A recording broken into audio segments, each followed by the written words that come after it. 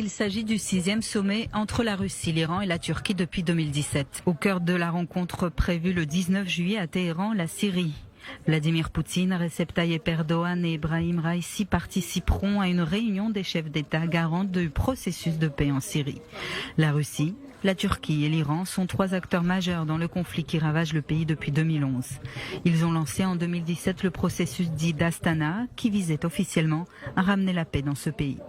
L'annonce du sommet de la semaine prochaine intervient au lendemain d'un accord à l'ONU portant sur l'extension pour 6 mois d'un mécanisme d'aide transfrontalière à la Syrie dont Moscou avait initialement bloqué le renouvellement. Autre sujet brûlant au menu des discussions, l'invasion russe en Ukraine. Le même jour, Vladimir Poutine devrait d'ailleurs rencontrer son homologue turc en tête-à-tête, alors que des pourparlers impliquant Ankara sont en cours pour permettre aux céréales ukrainiennes d'être exportées par la mer Noire. La Turquie, qui s'efforce d'entretenir de bons rapports avec Kiev et Moscou et se pose en médiatrice, a plusieurs fois proposé son aide, sans succès.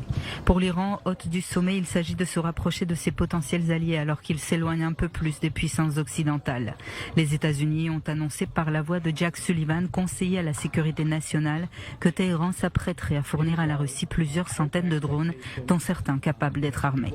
La Maison-Blanche disposerait même d'informations selon lesquelles l'Iran se préparait à entraîner les forces russes à utiliser ces drones.